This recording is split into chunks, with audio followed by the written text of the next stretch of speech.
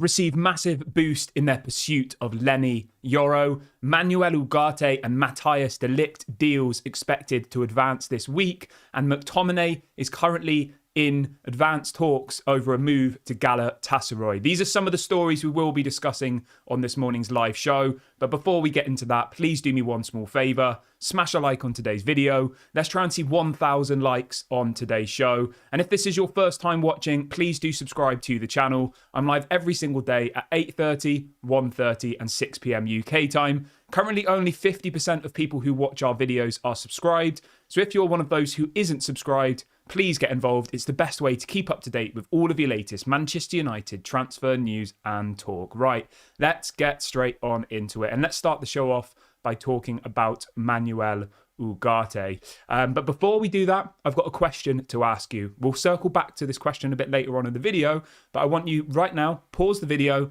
get in the comment section and let me know the answer to this. Should Manchester United sell Scott McTominay this summer? Let me know. Pause the video. Pause it right now. Get in that comment section and let me know. I always read through all the comments. I always like to see what other Manchester United fans have to say. So make sure you go and do that. It's a simple question. Give me your thoughts. Give me your reasonings. I'd prefer it if you didn't just say yes or no. Just, give me a bit of substance. Let me know. Should Manchester United sell Scott McTominay? I look forward to seeing what you all have to say. Right. But let's get straight on into it then. Let's start the show off by talking about Manuel Ugarte. So the latest on Manuel Ugarte is this. Apparently, PSG have been in further talks with Manchester United over the weekend. Obviously, Manuel Ugarte played his last Copa America game on Saturday against Canada. They won on penalties, securing them the third place prize at the Copa America. Apparently, PSG are still demanding £50 million for Manuel Ugarte, which I'm going to be blunt with you, I think is maybe a little bit too much at this moment in time. The reason for that is Manuel Ugarte hasn't really had much game time at PSG. That's not because he's a bad player. It's just because of how much squad depth PSG have in the midfield positions. And PSG want to sell Manuel Ugarte. And Manuel Ugarte wants to leave PSG. So it's one of those situations where I think Manchester United, Dan Ashworth, Ineos, see this as an opportunity. They see this as a chance to go in and maybe get a slightly cheaper deal. So 50 million is what's being asked of. Now, the story that I've been told is that apparently PSG would be willing to accept £38 million up front with around £12 million in add-ons. Some being described as very achievable add-ons, so it might be play 50 games, it might be score 10 goals, whatever that might be. And then others being described as more hard to get add-ons, so it might be win the Premier League, win the FA Cup, win the League Cup, whatever. Obviously, I don't know the exact breakdowns of the deal, but I'm just giving you a rough example of the difference between achievable add-ons and, harder to achieve add-ons. So I think if we could do a deal like that, 50 million total package, so PSG still feel like they're getting their 50 million back, I would have no problem with that. But to give them 50 million up front for a player that effectively wants to leave and a player that they want to sell doesn't really seem like good value for money, if I'm being blunt. But let me know what you think. Would you pay 50 million pounds for Manuel Ugarte? Do you think there's further negotiations that can be done with PSG? Obviously, there is still the potential that PSG come back in for Marcus Rashford. That story has gone quite quiet at the moment. Marcus Rashford's obviously back in training. He travelled with the squad to Rosenborg for the game today. There's just to remind you, everybody, Manchester United play football today. We have a game today. Like, how exciting is that? 5 o'clock today, we've got a Rosenborg. We play Rosenborg, and I'm going to do a watch along for it as well. 5 o'clock UK time today, so make sure you are here for that. It'll be our first watch along of the new season, first watch along in a very, very long time. So I hope everyone can join me for that. But yeah, Marcus Rashford has travelled with the squad today for that friendly. Do I think Marcus Rashford will leave the club? You never know in football, is my answer. I don't think Manchester United are actively trying to sell him, but from what I've been told and what I've seen, if a big enough offer came in for Rashford, they would sell him. So anything can happen. And obviously we know that PSG were discussing Marcus Rashford as part of the Manuel Ugarte transfer negotiations because they effectively said, we want Marcus Rashford, you want Manuel Ugarte, let's talk business. Now, if we're going to think outside the box here, is there a world where we want Xavi Simons, confirmed, we'll talk about him a little bit later on in the show, we want Manuel Ugarte, confirmed, obviously we've known that for weeks, and PSG want Marcus Rashford? Is there a world where we get Xavi Simons and Manuel Ugarte and PSG get Marcus Rashford? I mean, imagine if we could pull off some sort of swap deal like that. Maybe we take Xavi Simons with a loan with an obligation to buy, and then we also buy Manuel Ugarte, and then Marcus Rashford goes the opposite direction. If that was to happen, I would say it would be some of the best business we've ever done in the last decade. Because the thing you have to remember with Rashford is, right, he's a very talented player. I like Rashford a lot. He might next season score 30 goals again. So I'm not going to rubbish Marcus Rashford. I know his attitude has been poor, but for whatever reason, stuff going on off the pitch, he obviously wasn't in the right headspace. But I still would sell him, regardless of what I've just said. I think he's a talented player. But the most important thing with Rashford is he's come through the youth academy, which means that when we go to sell him, it would be classed as 100% profit on our financial fair play books, in the profit and sustainability books, right? If we got, say, £80 million for Marcus Rashford, straight profit, imagine what we could do with that. Honestly, the options would be endless this summer. And if you throw into the mix Willy Campoala, we've just sold him for €11.5 million, and then you throw into the mix of Scott McTominay as well, who we'll talk about in a minute, you could easily raise over £100 million of straight profit from 3 player sales, from all players that have come through the youth academy. So at the moment, Marcus Rashford to PSG is quite slow, let's say. But I still do feel like there is a chance that as part of these Manuel Ugarte / Xavi Simons negotiations with PSG, Marcus Rashford's name's going to crop back up again. Of course it is. They are desperate for a new left winger. Obviously, Kylian Mbappe has now left. They're not really linked to any other wingers as far as I can tell at the moment, PSG. The only name is Marcus Rashford. He is a massive superstar. Whether you like him or not, Marcus Rashford has a massive brand. He has a massive following on Instagram and all the rest of it. And we know for a fact that PSG in the past have signed players based on their brand appeal, based on how many followers they've got on Instagram, how many shirts they're going to sell. PSG are kind of similar to Manchester United of old. I think under Ineos we're changing, but under the Glazers, when the Glazers were buying the players, they would look at how many followers they've got on Instagram. They would look at, whether we could branch out into new territories and get new sponsorship deals in other countries based on players we sign. And it was always about the brand of the player versus how they would actually contribute to the team. It's pretty obvious to see if you look over the last decade. You look at people like Ibrahimovic, you look at people like, Cavani, Falcao. Like, we signed all of these players at the twilight of their career, didn't we? Casemiro even. We signed them all at the twilight of their career because they had massive brands and Manchester United thought they could utilise that. So it'll be interesting to see how the kind of next few weeks go ahead. Obviously, we are expecting Manuel Ugarte to kind of progress now that the Copa America's over, now that the focus is going to be on Manchester United. Everybody's thinking about domestic football now. International football is over. So, yeah, it'll be interesting to see how that one goes. But again, let me know in the comments section. Do you think Manchester United should sign Manuel Ugarte? How do you feel about this £50 million package that's being mentioned this morning? Do you think it's too much? Do you think it's fair? Let me know your thoughts. A good indicator for me is Amadou Onana from Everton to Villa has just been sold for 50 million. And I would say that Ugarte is, an as good player as Amadou Onana. So 50 million total package for me seems fine, but obviously let me know in the comment section your thoughts. Everyone who's just joined the video, if you could do me a small favour and smash a like, that would be really, really appreciated. I've set a likes target of 1,500 for today's show. And if this is your first time watching, please do subscribe to the channel. We're only 5 subscribers away from 29,400 now. And for anybody who's new, when we hit 30k subscribers, which I expect to be in the next couple of days, I am going to be giving away 2 of the new Manchester United shirts. So please go and subscribe if you haven't already. And yeah, you could be in with a chance of winning a Manchester United shirt. I'm live every day at 8:30, 1:30 and 6. So make sure you subscribe. It's completely free content and everyone is welcome. I'm going to get a poll set up really, really quickly whilst you are all liking the video, if you haven't done that yet. And the question is going to be this. Should Manchester United sell Rashford this summer? And just to be very clear, right, this is not a toxic channel. I have no agenda against Marcus Rashford. I don't want anybody to be like, calling him toxic names and stuff. This is just purely on a footballing perspective. Do you think it's time to move on Marcus Rashford? Let me know your thoughts. We can have conversations like this in a balanced way. We don't have to name call and be toxic. It doesn't get us anywhere. So get involved in the poll. Let me know if Manchester United should sell Marcus Rashford this summer, and make sure to subscribe and like the video if you haven't already. Somebody in the chat is asking about Sofyan Amrabat. Thank you for bringing that up, because that was my next topic. So the latest on Sofyan Amrabat, this came out from Fabrizio Romano a couple of days ago, is that apparently Manchester United are expected to make a decision on Sofyan Amrabat this week. So between now and Friday, Manchester United have apparently been told by Fiorentina that they can sign Sofyan Amrabat this summer for as little as £12 million. Again, I ask you to let me know in the comments section, should Manchester United sign Sofyan Amrabat for £12 million? Let me know what your thoughts are below. I personally think we should. My preference would be this. I would sell Casemiro. I think you get maybe 40 to 50 million from Saudi for him, because if you compare with Fabinho, who plays in the same position, maybe he's 1 or 2 years younger, same nationality. Fabinho went from Liverpool to Al Ittihad last summer for 47 million euros.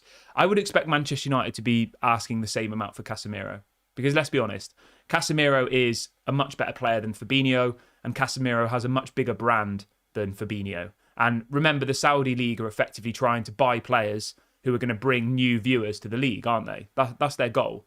That's really what they're trying to do. They're buying big name signings who they hope that, people who support Ronaldo will go and watch all the Saudi games, or people who like Benzema and Kante and Sadio Mane will watch all the Saudi games. And I think Casemiro would bring that same audience to the Saudi league. He's got a huge following on social media, especially obviously in like Brazil and South America. So yeah, I think my preference would be if we could move Casemiro to Saudi. Apparently talks are currently ongoing with Al Ittihad and Al Nassr. They are interested in him. They're just trying to put together a package that would be sufficient for Casemiro. Effectively, he wants money, which is fine. Money's not a problem there, though, is it? Cristiano Ronaldo earns £2 million a week. He earns, I think, over 200 million a season at Al Nassr. So the wages won't be a problem for Casemiro. But yeah, so if we got 40 to 50 million for Casemiro, that would then free us up the money to go and spend 12 million on Amrabat and the 38 million pounds I mentioned on Manuel Ugarte. So yeah, it's a win-win really. So we'll obviously have to wait and see what happens. I am expecting this to kind of come to its conclusion this week on Amrabat.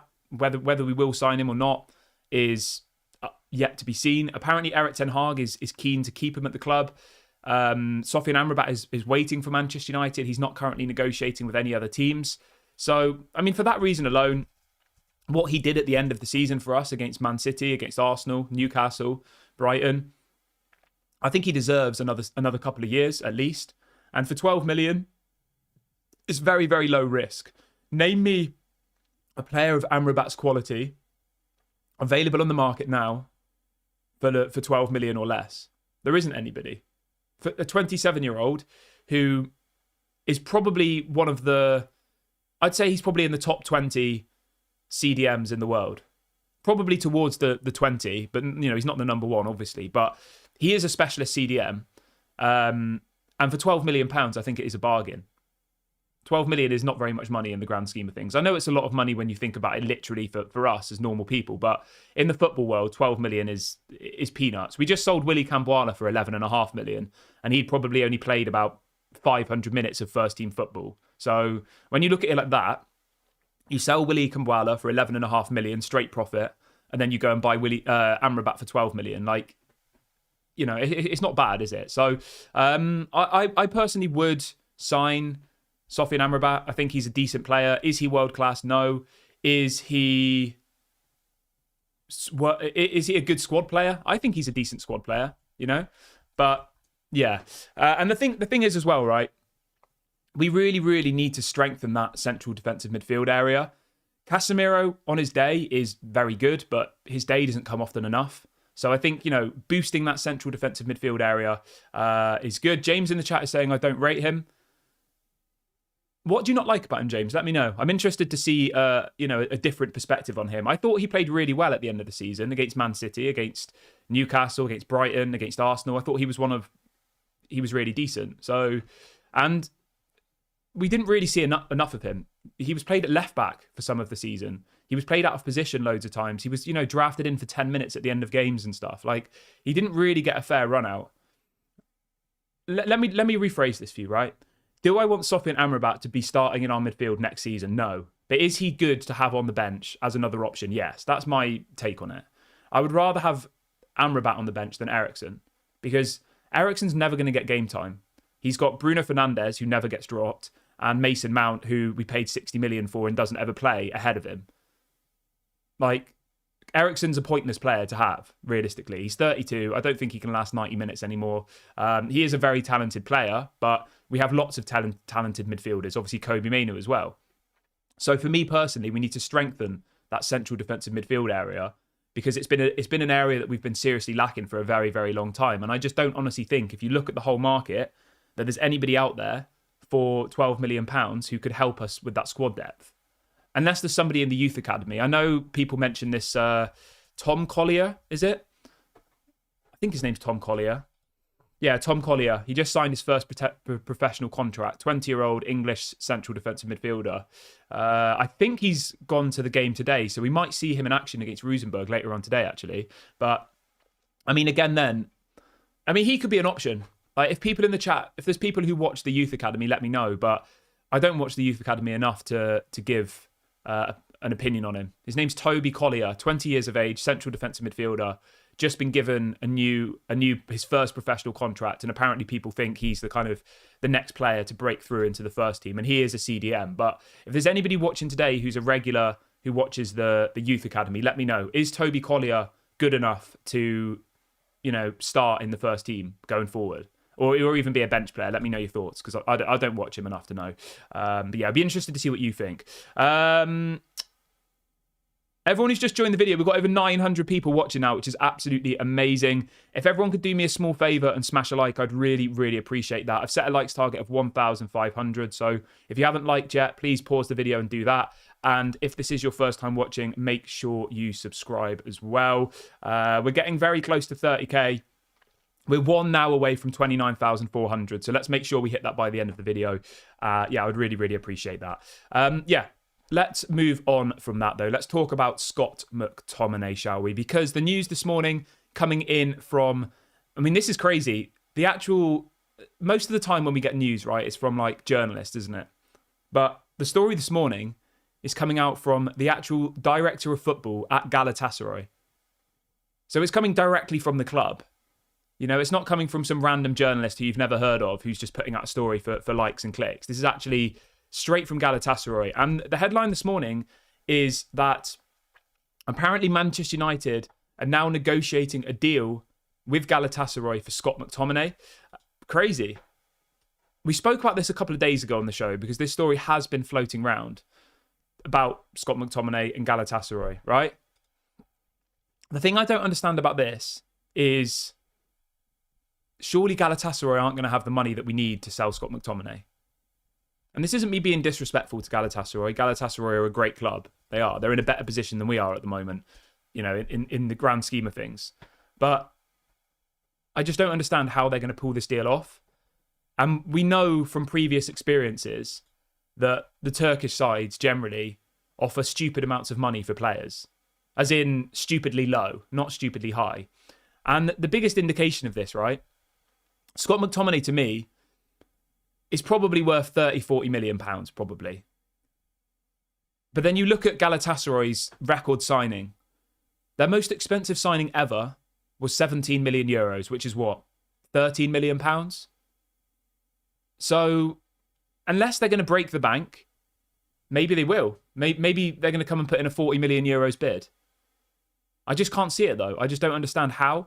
Because even if you go further down the list, their most expensive signing was 17 million, and then it just quickly drops to 13, 9, 8, 7. They don't spend big money on players, ever. They seem to bring in players for really good amounts of money. They bought Wesley Sneijder for 7 million euros. They bought Davison Sanchez for Tottenham for 9 million euros. They bought Icardi from PSG for 10 million euros. So unless Manchester United are willing to sell Scott McTominay on the cheap, which is obviously a possibility, then I don't know. I just don't see it. But this is the direct quote from the Galatasaray director of football. He says, currently the Scott McTominay transfer fee is being discussed with United. And there's a whole nother bit where he says that we're talking about how much his wages are going to be with the player and all the rest of it. Apparently, this guy, his name's Ibrahim Hatipoglu. Again, I've probably said his name terribly. I do apologise. But apparently he's in Manchester right now negotiating this deal. And this is a direct quote from the director of football of Galatasaray. So it's not some journalist putting out some random story that's not believable. It's actually that specific that specific director of football from that specific club. So yeah, it's a pretty strange situation, to be honest. And obviously I asked you at the beginning of the video, would you sell Scott McTominay? Keep getting in your questions. I'll do a poll for the live chat as well. The first question I asked on the live chat was, should Manchester United sell Marcus Rashford this summer? 65% of you said yes and 35% of you said no. Obviously, if you're watching this back on repeat, you can let me know in the comments. And I'm going to ask you this. I'm going to ask you now about Scott McTominay. So it will be this simple question. Should Manchester United sell McTominay this summer? So yeah, make sure you go and get involved in that poll. I would sell Scott McTominay. And this isn't a toxic channel. I'm not going to shout and scream, he's terrible, get him out of my club. My reasons for selling Scott McTominay is this. He's got 1 year left of his contract. So either you give him a new contract at the age of 27 for a player who, let's be fair, is probably not good enough in any position that we would need him in. He's not good in central defensive midfield. He's not very good in centre mid. And he is quite good as an attacking player, but we've got Højlund, Xerxes, Bruno, Rashford. Like, do we really want in 2024 McTominay to be our starting striker? No. Okay, so do you know what I mean? So yeah, I think for that reason alone, the 1 year left on his contract thing, the prospect of, giving McTominay a new 4-year deal doesn't really excite me. And with that in mind, you either sell him now or in a year's time he leaves for free.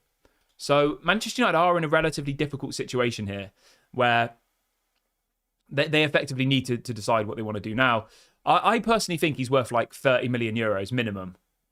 I reckon. We know that last summer on transfer deadline day, Fulham offered £40 million for Scott McTominay. And the bid was rejected by Manchester United, not because they didn't want to sell him, but because they couldn't find a replacement in time. So there is a willingness from Manchester United to move on Scott McTominay because of the fact he's come through the youth academy, because any money we receive from him, like Marcus Rashford, like Willy Cambuala, will be 100% profit, which will really, really help our financial situation going forward. Because obviously, most players you sell, say like we sell Casemiro for 40 million, we would have made a 30 million loss because we bought him for 70. Do you know what I mean? Whereas if you sell Rashford, McTominay and Cambuala, you've never paid a transfer fee for them. So it would be classed as 100% profit. So yeah, that's good. But yeah, you can let me know what you think. Should Manchester United sell Scott McTominay this summer? Would you do that deal? And the thing with McTominay, right? He has, some people love him, some people hate him. I just from watching him enough, I just don't think he's particularly good. I know he contributes goals, but we're not playing him as a goal scorer. We're playing him as a central midfielder, and he doesn't do his job as a central midfielder. So unless you're going to play him as a second striker, then I don't really see the point in him. Paul says we'll be lucky to get 25 million for him. 25 million pounds. I would probably take 25 million pounds. I would. I think for me, right, for McTominay, with 1 year left on his contract, 25 to 35 million pounds would be amazing, realistically. If we got 25 million pounds for him, I'd be happy with that. I know it's not a hell of a lot of money, but it's a reasonable amount of money. That's about 30 million euros. Galatasaray probably could stretch to 30 million euros, I imagine. I know it would be their record transfer and all the rest of it, but I just have a feeling that Galatasaray are going to come in and offer like 10 million euros. You know? I just can't see them offering big money. We know that they were interested in Wan-Bissaka earlier on in the window. For anybody who missed it, Galatasaray apparently offered Man United about 8 million euros for Wan-Bissaka. I mean, that's literally laughable. 8 million for a 26-year-old who is regarded as one of the best defensive right-backs in the world. Yes, he's not very good going forward, but Wan-Bissaka defensively is very, very solid. And Galatasaray apparently offered us 8 million euros for him. So, yeah, I'm not going to get too kind of fixated on this McTominay story because if it was Fulham or as a West Ham or someone like that, I would say that we'd get to the amount of money that Man United would want. But I just can't see it at this stage. We'll wait and see, though. what happens with that one. Let's see what people are saying in the comment section below. Loads of people are talking about De Ligt. Yes, we will talk about De Ligt right now. Thank you for the reminder. So let's move over to Matthijs de Ligt. The update on Matthijs de Ligt this morning, this came up from Fabrizio Romano, I think yesterday. He reported that apparently Manchester United have been deep in negotiations with Bayern Munich over the weekend. Apparently a deal is expected to be done for 50 million euros total package. I've been told that apparently it'll be about 35 million pounds up front, plus about 7 million pounds in add-ons, taking the deal to 42 million pounds or 50 million euros. I think it's an amazing bit of business. I do. I think Matthijs de Ligt and Lisandro Martinez as a partnership is going to be incredible. So I'm really, really excited about that. I'm excited to see how this one develops. And as somebody says in the chat, do I think we'll get the here we go for De Ligt today? I would hope so. I see no reason why we shouldn't. Obviously, we announced the Xerxes signing yesterday. That deal's over the line. Matthijs de Ligt is obviously not part of the Euros anymore. They got knocked out on Wednesday. So, yeah, there's no reason why Manchester United can't push this deal to conclusion. The only thing we have to remember is, though, Bayern Munich, there isn't a release clause. So there's always going to be a negotiation, and negotiations take a lot longer. Whereas with Joshua Xerxes, we were in a position where we had a rough idea how much money they wanted. We could then go and offer them that, and we got the deal over the line. Whereas obviously with De Ligt, it is a case of back and forth, back and forth, back and forth. And that does take time. You know, it's all done manually. It'll be like they'll send an email saying, or they'll phone them and say, oh, you know, we want to offer this much. We want to do it over this many years. And then they'll think about it. They'll go back to them. You know, it takes time. It's the same as, I don't know, like buying a house or putting an offer in on something. You know, it's frustrating and you have to wait, but there's going to be lots of people who have to make this decision. We've got over 1,000 people watching the show live now, which is absolutely amazing. Thank you so much to everyone who has decided to spend their morning, evening or afternoon with me. I really, really appreciate it. If everyone who has just joined could like the video, I'd really appreciate that as well. We are aiming for 1,500 on today's video. We're about halfway there. So if everybody who's just joined goes and does that, I'd really appreciate it. And please make sure to subscribe as well. We are getting closer and closer to 30k. And as I promised, I will be giving out 2 of the new Manchester United shirts when we hit 30,000. So please go and do that if you haven't already. Make sure to like and subscribe. And yeah, also make sure to get in the comment section and let me know whether Man United should sell Scott McTominay. That would be very, very much appreciated.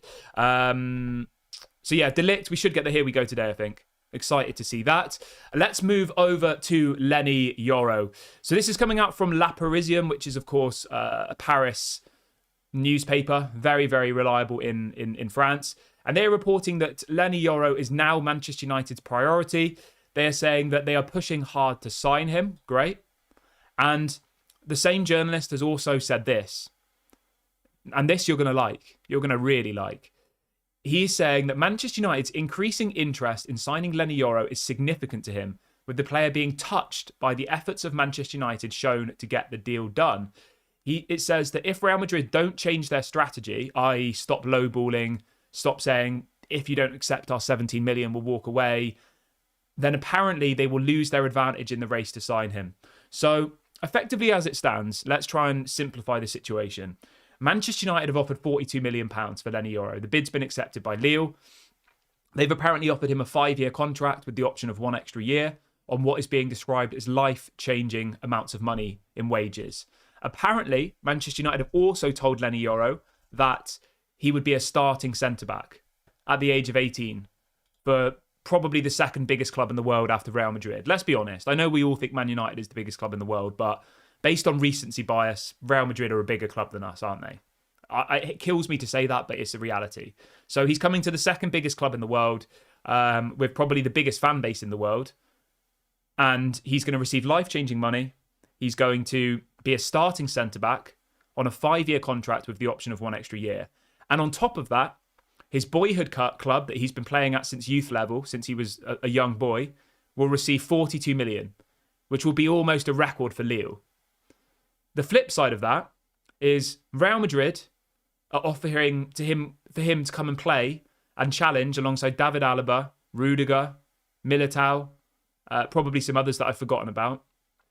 They're offering Lille a third of the money Manchester United are. I don't know about wages, Real Madrid, but I imagine Man United will offer more money and wages because we always do. But he's obviously got a very, very difficult situation to decide here. And I know obviously I'm biased, but if I was Lenny Yoro and this was me, I would come to Manchester United, of course. Because for me, I would look at Manchester United and see that you're much more likely to get game time at United than you are, at the moment anyway. I'm sure in a couple of years he would start every game for Real Madrid. But at the age of 18, do we really think he's going to, he's going to push Militao out of the team or Rudiger out of the team or David Alaba out of the team? Probably not. Because all of those players I've described have experience, whereas Lenny Yoro is still at the very beginning of his career. So I think Manchester United now do have a massive advantage in their pursuit of Lenny Yoro. People are saying, but will he start over De Ligt? Well, we've spoke about this a couple of times, and it'll be interesting to see how we line up today against Rosenborg, because I've been told multiple times by different people that apparently Erik ten Hag is going to try a 3-4-2-1 this season. Whether or not that happens, I don't know. Obviously, you're not going to get an official statement from Manchester United saying we're going to change our formation, are you? We'll just watch the pre-season and see what happens. But a 3-4-2-1 would effectively allow for De Ligt, Martinez and Lenny Yoro to start. And the biggest indicator of that is, why would Manchester United tell Lenny Yoro that he's going to be a starting centre-back if they're going to sign De Ligt as well? Unless they're going to change the formation. Because as it stands, Martinez is undroppable. De Ligt, if he signs, is obviously going to be undroppable, because why else would he be coming? So why would they tell Lenny Yoro that he's going to start? Especially if Branthwaite was going to have been signed as well. So it'll be interesting to see what happens with this one. But yeah, I actually think we do have a big advantage here over Real Madrid. We know that he wants to go to Real Madrid. We know that that's his dream. But I've said this to you before, Manchester United could be a stepping stone for Lenny Yoro in his career. He could come to Manchester United, play every single week, probably win some trophies, maybe win the Europa League next season. And then in a few years, if he says, you know what, I want to go to Real Madrid, I'm sure Manchester United would be able to agree a deal, because £42 million is obviously a lot of money. But Real Madrid, if they really, really wanted a player, I'm sure they'd pay more than £42 million for him in the future. So I think at this moment in time, as I've said, we do have an advantage. Does that mean we'll get him? I'm not entirely sure. I'd say it's probably 50-50 at the moment. If Real Madrid come in with a big offer, they match our price, they say, we'll give you big wages, I'm sure he'll go there. But as it stands at the moment, that's not the case. Real Madrid have said to Lille, either you accept our bid of £17 million, or we wait until next year and we sign him for nothing. So yeah, it's a really, really, really difficult one, because you never know what can happen in a player's career as well. He has this offer from Manchester United now to secure not only his future, but his family, his kids, his grandchildren's. He's going to receive life-changing money. Whereas if he says, you know what, I'm going to stay at Lille for another season and I'll leave for free next year, what happens if he does his ACL? What happens if, I don't know, what happens if something really bad happens to him? A life-changing injury? Will Real Madrid still want him then? There's a lot of if, buts and maybes, and it must be really, really difficult for an 18-year-old who has two of the biggest clubs in the world effectively fighting for him to make that decision. There's no right or wrong answer, Welcome to everyone who's just joined in the chat. I've got somebody from Wawan who says, hello, mate, from Indonesia. Hope you're doing well. But yeah, let me know what your thoughts are on Lenny Yoro. Do you think he'll choose Manchester United? Do you think Real Madrid will end up just paying the asking price in the end, or do you think we actually have an advantage here? I think we have an advantage, because effectively we're showing Lenny Yoro that we want him, whereas at the moment Real Madrid are effectively saying we want you, but we'll just wait till next year and get you for free, which is fair play. It's good business, isn't it? But it's not very good in the short term, is it? Okay, let's move on from Lenny Yoro though. Actually, one final bit here. I wanted to read out this story from Florian Plettenberg, who is saying that apparently Manchester United hope that Lenny Yoro will give them his commitment soon. Okay, this came out this morning. It says that Manchester United are willing to pay 50 million euros, including add-ons, to Lille. Fine, we know that. He's been offered a 5-year deal. Obviously, we spoke about that. And then it says he will decide his future this week on Real Madrid and Manchester United. But yeah, I just want to know, because if we're not going to get Lenny Yoro, we need to look at somebody else.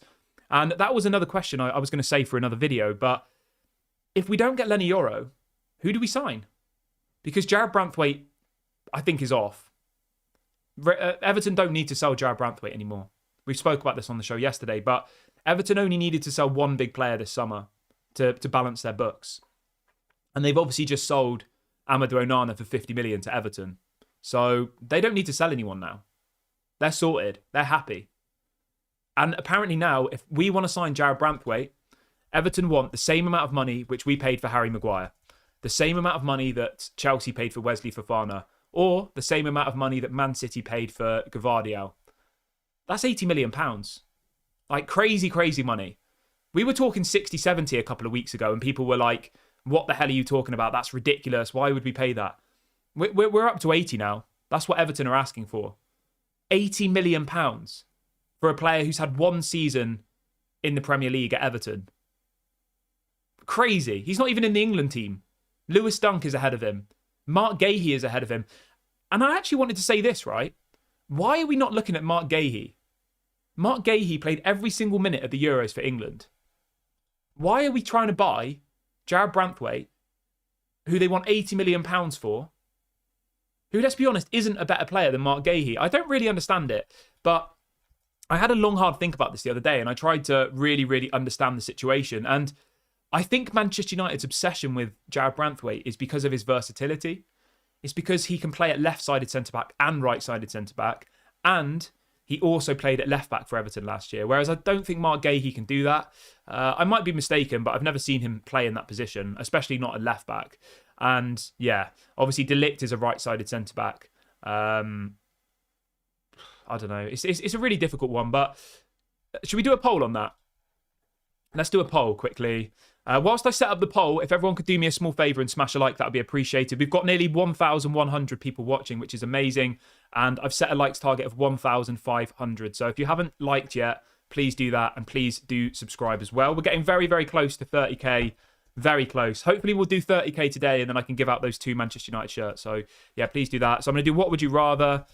Anybody watching back on repeat, you can let me know in the comment section. The question is simple. What would you rather, Jarrad Branthwaite or Mark Gahey? Let me know. Give me your reasons as well. Get some comments in. I don't know, to be honest. I think price-wise, Mark Gahey would probably be cheaper. Probably about 50 million.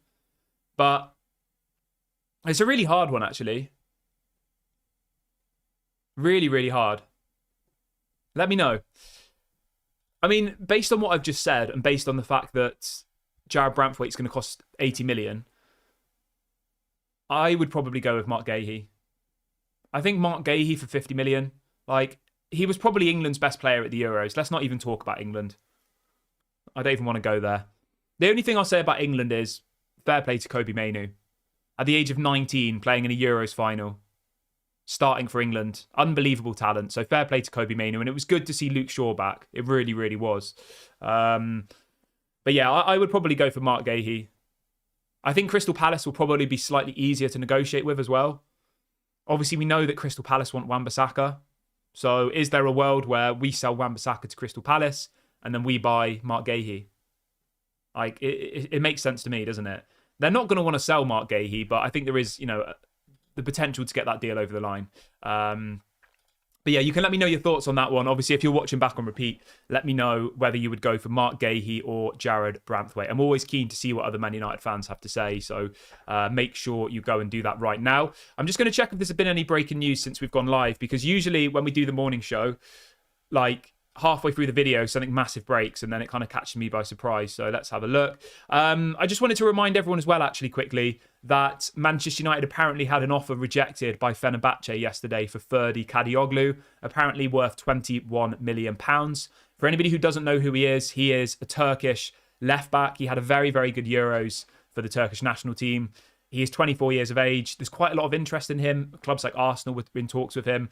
Apparently, Fenerbahce are asking for £30 million, which is a lot, but maybe fair.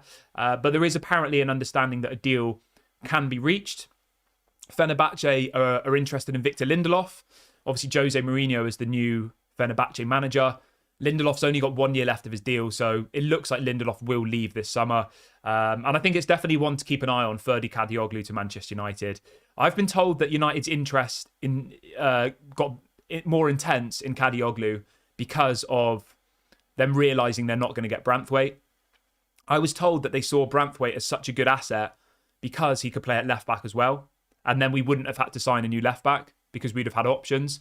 But obviously, with this Branthwaite deal being effectively out of reach, unless we pay £80 million, Man United are now looking at alternatives. And it could be that they get Mark Gahey for 40, 50 and they get Kadioglu for 20, which would mean for less money than Branthwaite, you'd get a new left back and a probably better centre back. So I think that's the angle that Man United will probably go down now. Obviously, it all depends on what happens with Lenny Yoro as well, because if Lenny Yoro doesn't come to United, then I think Man United will go all out for Mark Gahey. But obviously, yeah, I'll keep you updated on Mark Gahey as and when we get more information. I'm going to wrap the video up here, guys. I will be back at 1:30 for the lunchtime show, and there will be a watch-along tonight. I'll probably do a little video before the watch-along as well, just to give you an evening roundup. Everyone who has enjoyed today's video, please make sure you smash a like before you go. I'd really, really appreciate it. It's completely free content. So if you have enjoyed today's video, your way of saying thank you could be to like the video. If you haven't enjoyed it, then obviously that's fine. You don't have to like it. And yeah, make sure you subscribe as well. I'm live every day at 8:30, 1:30 and 6. Get involved. It's completely free content. We've got an amazing community. So if you have enjoyed today's video, make sure you leave a like.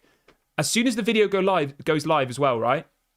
Click back over onto the channel and get in the comment section of the main video and let me know, should Manchester United sell Scott McTominay this summer? I'll put the question in there so you can see where to answer under. But yeah, make sure you go and do that. Have a great day, everybody. Thank you for joining me. I'll speak to you all a bit later. Bye for now.